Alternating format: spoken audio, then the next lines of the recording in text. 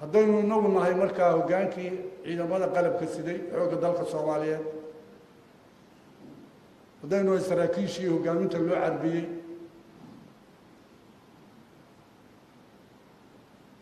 waxaa loo baahan yahay hawsha ayna hortaalla oo culus oo loo baahan yahay inaynu ku xirowno oo dalkeenna difaaciisa iyo nabadgelyadiisa sugidda nabadgelyadiisa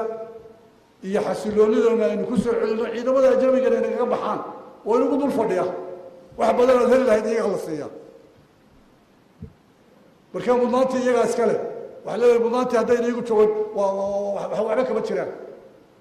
hawsha inaynu ka howlgalno baa loo baahan yahay inagoo wada jira oo gacmaha ishaysana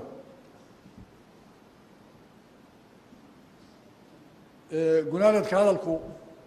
waa caynkaas ayuu u biyo shubanayaa oo uu ku soo ururayaa waxaan idin leeyahay xoogga dalka Soomaaliyeed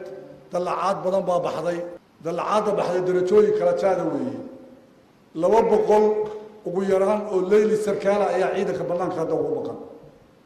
oo jidkii lagu qaadanayay leyli sarkaal maray oo jaamacado kugu dambeysay jaamacadaha aan ayaanu ka qaadanayna oo guddiyadii mariyay imtixaanka iyo jidkii la mariyay ay fadhiyaan raggii mariyay gudoomiye maxamuud kugu dambeysay ee la diray tirada ugu badan جنرال محمود شيخ مسؤول كاها فريسو محمود قلاشي هدي رق ضلعين وانت درجه هوسه كضلعين حدق لنا نقدين هدي حقاس حقيقيه لا يا ريالو شرعيه وافقسيه قولي لي حردي